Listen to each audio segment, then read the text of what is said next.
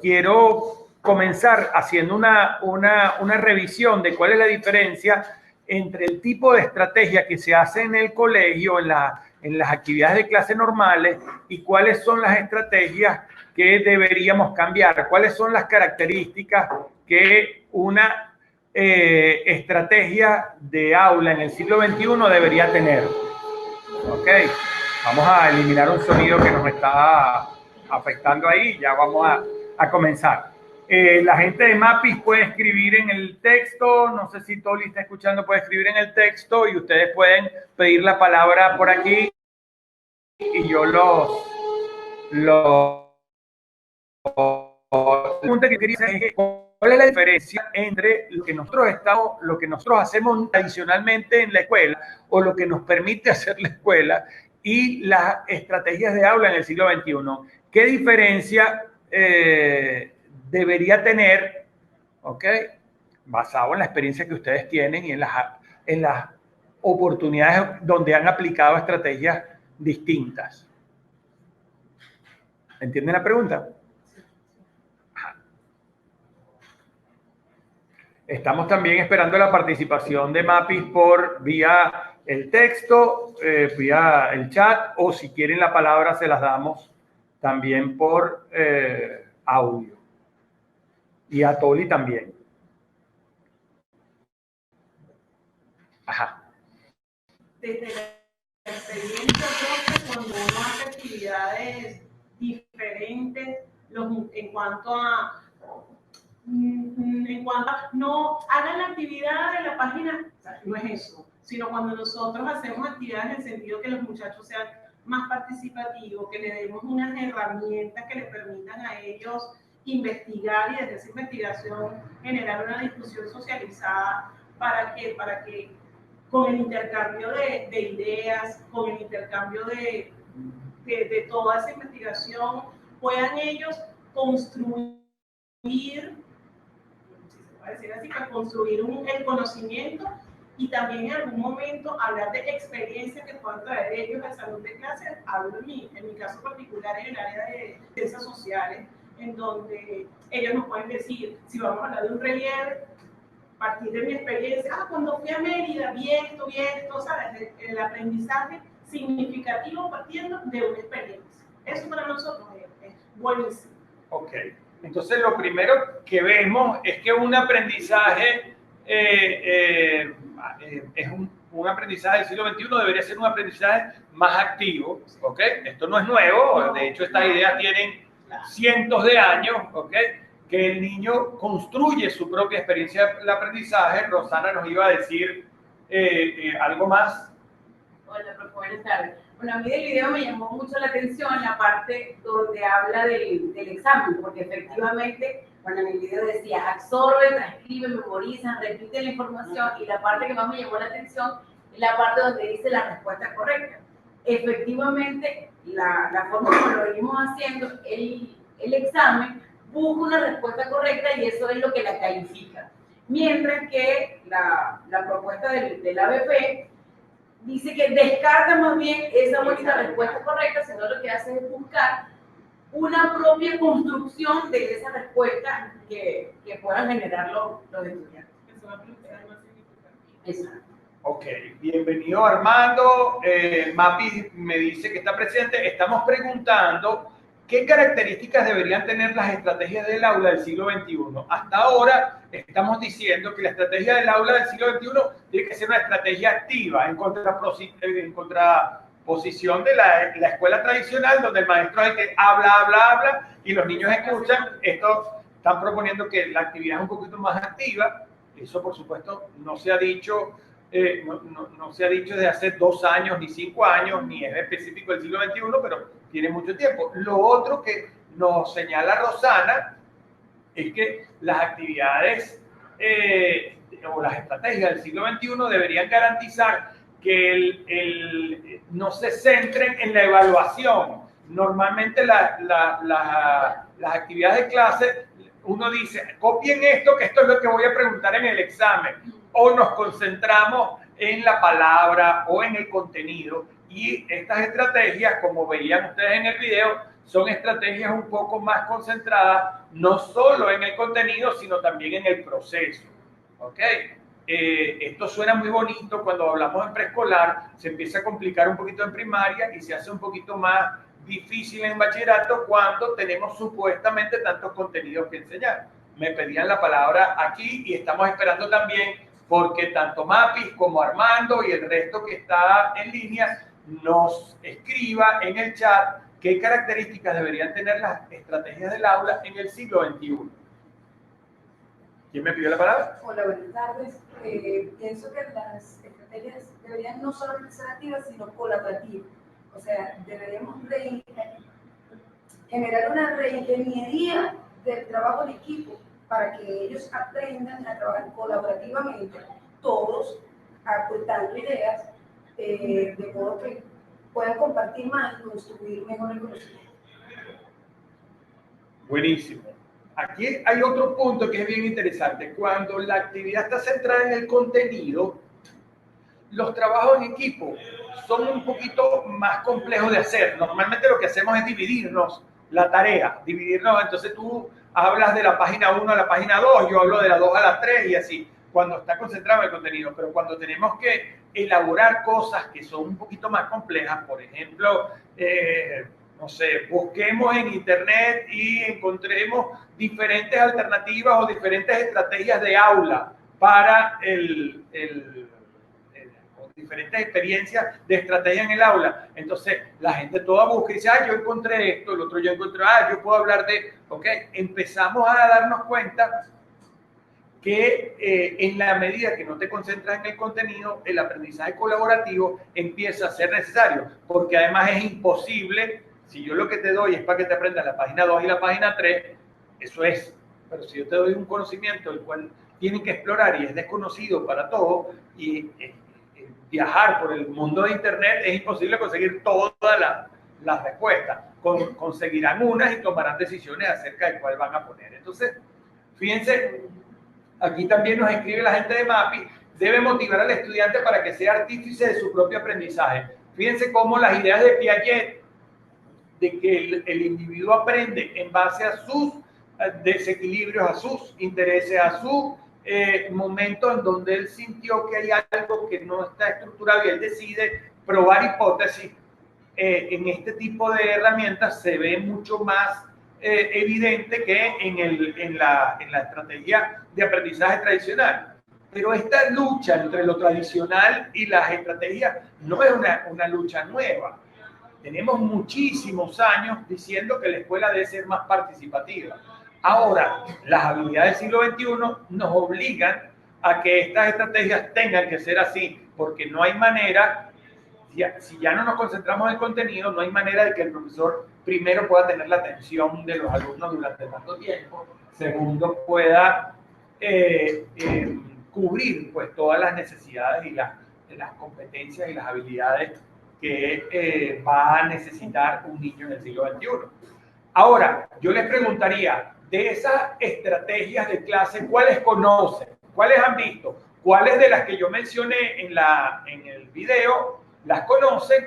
¿Y cuáles yo no mencioné en el video que ustedes conocen también y que podríamos utilizar? Abro ahí también un espacio para que tanto la gente que está vía internet pueda pedir la palabra o escribir en el chat y ustedes piensen, a ver, por lo menos aquí, mientras los demás piensan, qué estrategias de aprendizaje no aparecen en el video y son estrategias de aprendizaje buenísimas para desarrollar habilidades del siglo XXI.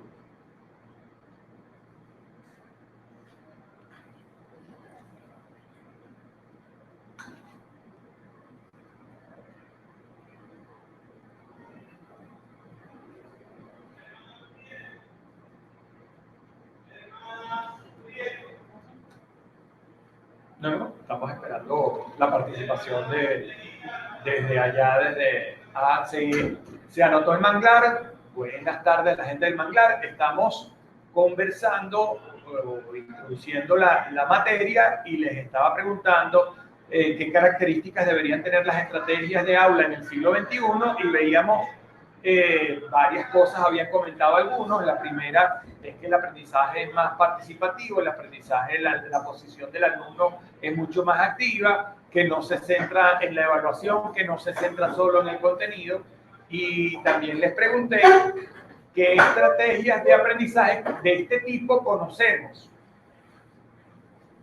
Entonces estamos esperando su participación. ¿Y cuáles de las que yo mencioné en el video, de las que vamos a trabajar en esta materia, ustedes conocen y cuál yo no mencioné que ustedes también conocen o han utilizado?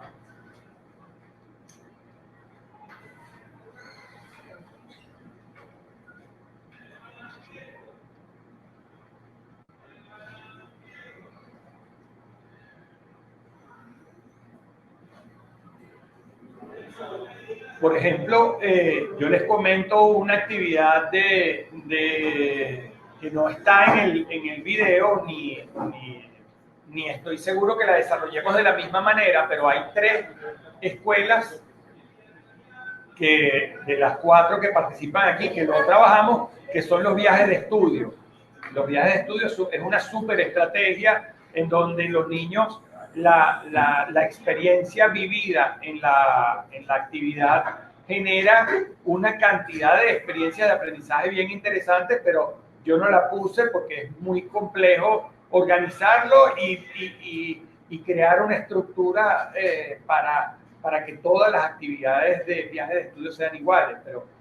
Pero imagínense la cantidad de experiencias distintas que puede tener un alumno cuando va a aprender de geografía viajando a la Gran Sabana, por ejemplo. O no es lo mismo enseñar el cauce de un río o la densidad del agua que viendo, por ejemplo, la unión del Caroní y el Orinoco cuando están en ese proceso de confluencia, ¿no? Bueno, tenemos a la gente muy callada hoy, así que vamos, estrategias de aprendizaje que desarrollan habilidades del siglo XXI. Yo agarré 4 que son las que quizás son más aplicables a un número muy variable de experiencias, que son aprendizaje basado en proyectos, que es el que vamos a trabajar hoy, proyectos STEM, que trabajaríamos la semana que viene, los procesos de gamificación, que son estrategias de cómo convertir el aula en unos juegos parecidos a los juegos de video que ellos utilizan, y vamos a comentarles algunas experiencias. ¿Y cuál era la otra? El aula invertida. Y el aula invertida o Flip Classroom, que también es una experiencia que se hizo muy de moda, y vamos a comentarla y vamos a ver cuáles son sus semejanzas y sus diferencias. Aquí Mapi nos escribe: como estrategia conocida podemos mencionar el aula invertida, el aprendizaje por pares, el portafolio, la gamificación, el trabajo en equipo, entre otros.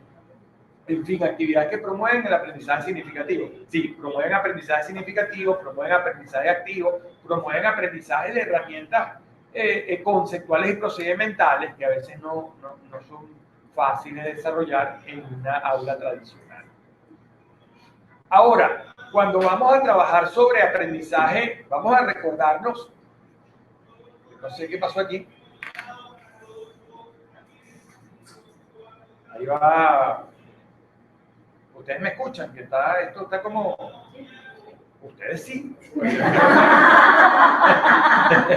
escuchamos. Perfecto. Es que se quedó como.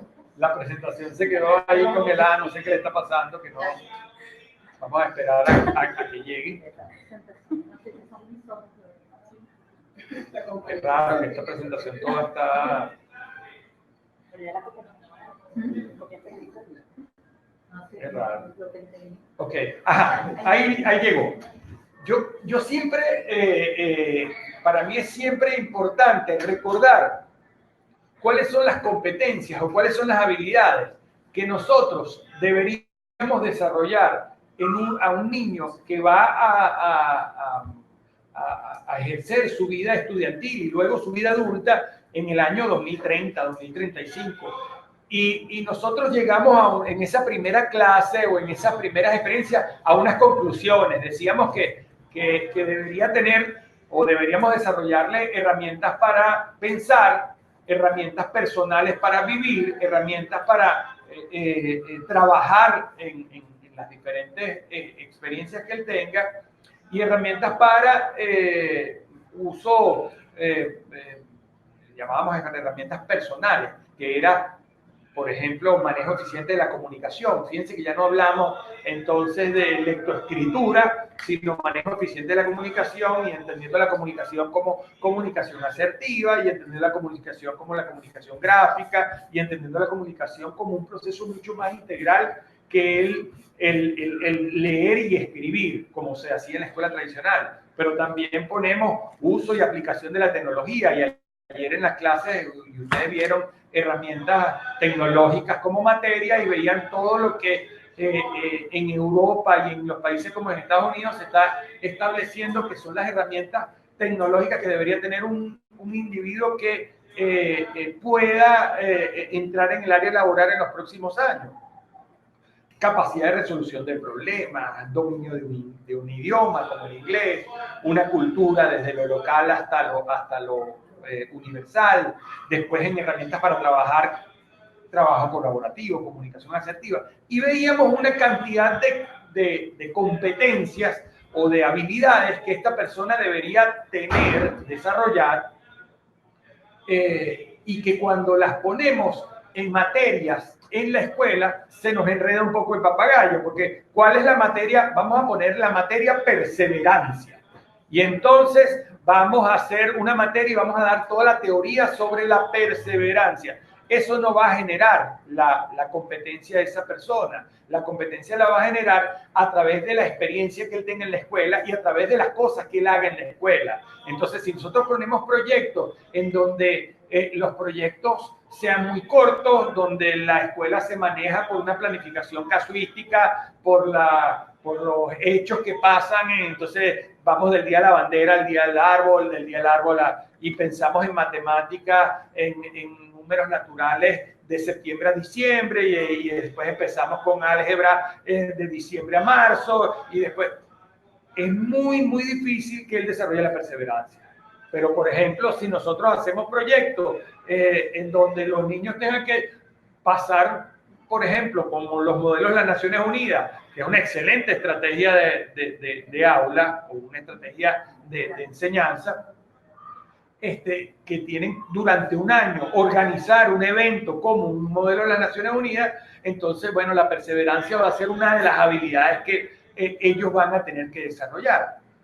Entonces, análisis sistémico. Si nosotros les damos los mismos experimentos que hemos hecho siempre en los laboratorios y agarramos el ojo y lo abrimos y agarramos el corazón y agarramos la rana y vemos el impulso eléctrico y ese tipo de cosas que quizás él no va a entender cuál es pero si ese niño tiene que agarrar y poner, no sé, a volar un dirigible que cargue un peso mayor que su propio peso.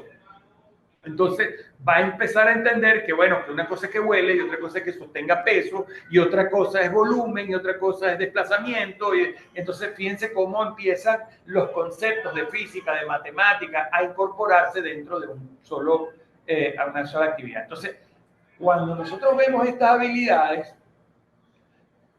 necesitamos llegar a la conclusión que tenemos que cambiar la manera como los niños se enfrentan a las experiencias de aprendizaje. Y ahí es donde aparece el aprendizaje en proyectos. El aprendizaje en proyectos al final tiene una cantidad de características, pero la mayoría de las escuelas, sobre todo en la primaria, ha tenido experiencias con aprendizaje basado en proyectos o con una interpretación de aprendizaje basado en proyectos, ¿no? Yo les voy a comentar, déjenme ver si lo tengo por aquí. Ok, yo del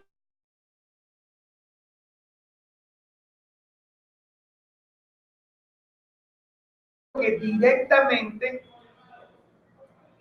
estaba pasando. Ajá. Yo subrayé directamente lo que en ese mapa conceptual de las habilidades del siglo XXI cubre un aprendizaje basado en proyectos.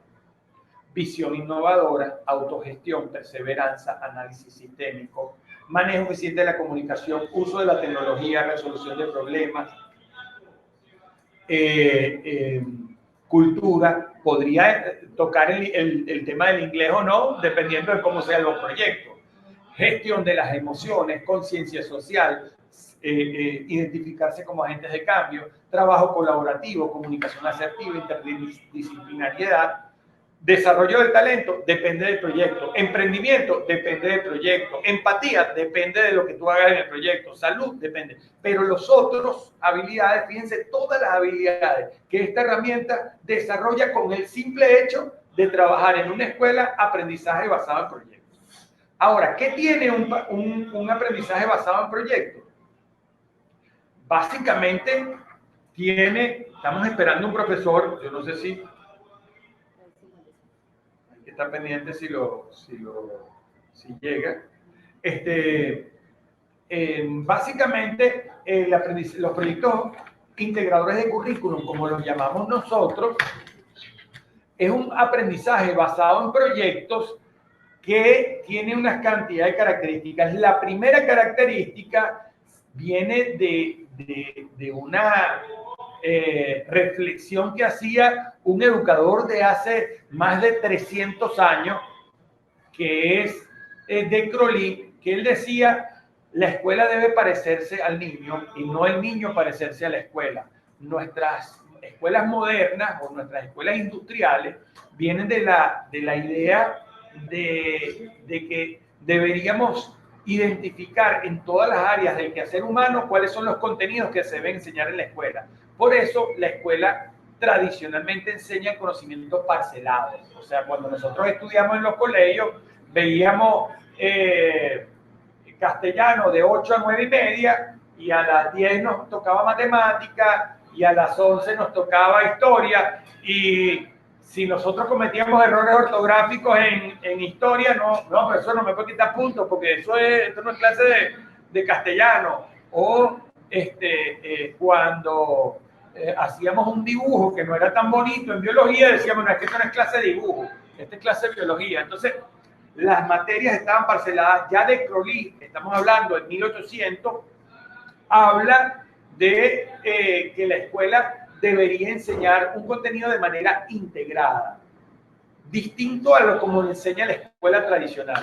Esto cambió. Yo les puedo decir personalmente, Juan Maragall y yo, junto a un grupo de 5 o 6 educadores, empezamos en el año 1990 a formar maestros para que trabajaran con proyectos integradores de currículum. Estamos hablando de hace unos, ¿cuántos? Como 30 años, 30 y pico de años. En ese momento eso era revolucionario, porque no había, la enseñanza tradicional no se planteaba este tipo de cosas. Fue difícil presentárselo al Ministerio de Educación. Empezamos a entrenamos más o menos como 100 y pico de escuelas en esta estrategia, y al final el Ministerio de Educación lo entendió y lo adaptó y lo cambió a una cosa que llaman aprendizaje basado en proyectos de aula, que quizás en el nombre se parece, pero en la aplicación práctica pierde muchísimo. ¿Por qué? Porque los proyectos integradores de currículum tienen una primera característica, que es el aprendizaje integrado. Eso tratan de hacerlo. Lo segundo que tiene es una solución o propuesta a un problema. Si yo voy a hacer un proyecto, por ejemplo, en una escuela tradicional, bueno, vamos a hacer un proyecto sobre los medios de transporte. Y entonces tú investigas sobre el carro y tú investigas sobre el avión. Eso no es un proyecto, porque primero eso no está solucionando cuál problema está solucionando. Puede ser que el proyecto tenga una duda sobre cómo podría yo irme a mi casa, a través de qué medios podría yo ir viajar bueno, pero si el proyecto o el centro del proyecto está en el contenido, en aprender un contenido y no en solucionar un problema, esto no es un proyecto integrador de currículum. ¿Ok? Lo tercero en nuestro caso es que nosotros desarrollamos proyectos que permitan que el acceso al conocimiento se dé de la manera como uno accede al conocimiento. Es decir, por variadas maneras. O sea, yo cuando accedo al conocimiento lo puedo acceder a través de libros, por ejemplo, pero también lo puedo acceder a través de preguntarle a alguien. También lo puedo acceder a través de una búsqueda en Google. Pero también puedo desarrollar conocimiento haciendo experimentos. Y también puedo desarrollar conocimiento preguntándole a otros y llegando a un acuerdo entre pares. Entonces, los proyectos integradores o los proyectos de aula requieren que tú busques vías distintas para que accedas al conocimiento de maneras diversas. Lo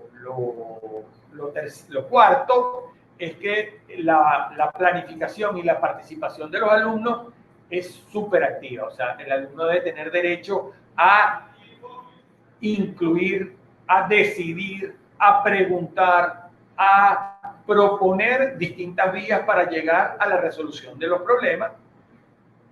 Y la otra característica es que tiene la presentación de un resultado. Esto es típico de las escuelas tradicionales, si hacen presentaciones de proyectos, pero quizás lo más valioso del proyecto no es solo la presentación, que es valiosa, sino es todo lo que se ha desarrollado durante todo este proceso.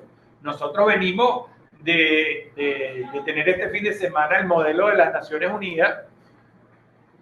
Nosotros tenemos el modelo del colegio empieza durante un año. Bienvenido, Bernie Salazar, ya te voy a presentar. Tenemos un modelo que dura 4 días, que tiene una cantidad de características, y la gente vio el modelo y dice, qué bonito el modelo, pero resulta que esos muchachos llevan un año trabajando para que ese modelo se dé. La presentación del resultado es importante, pero también es importante todo el proceso, y la presentación del resultado también, porque desarrolla habilidades comunicacionales, desarrolla estrategias, etcétera, etcétera. Yo les voy a presentar a una persona que está a mi lado, que para mí es un orgullo tenerlo aquí. Vamos a ver si lo puedo colocar. Vamos a ver. Y él es Bernie Salazar, es uno de los cronistas del Estado de Nueva Esparta, y lo traje porque para hablarles de este proyecto yo quería que él nos comentara. Nosotros hace 5 años trabajamos en un proyecto que fue bien interesante, porque era uno de los primeros proyectos que nosotros trabajábamos, proyectos de aula que trabajábamos en bachillerato. Y este proyecto se llamó Margarita sin nevera. ¿Ok? Ese proyecto de Margarita sin nevera tenía la intención, comenzamos con un grupo de alumnos y le dijimos, bueno, les vamos a dar 3, un pescado, un pedazo de carne de cochino y una ají margariteño y tomate margariteño en el mes de septiembre, y nos los queremos comer, o en el mes de octubre, y nos los queremos comer en el mes de marzo. Pero el problema que tenemos es que no vamos a poder utilizar el proceso tradicional de la actualidad, que es meterlo en un congelador o en una nevera, sino que tenemos que buscar cómo se hacía antes, cómo hacía Margarita cuando no había nevera.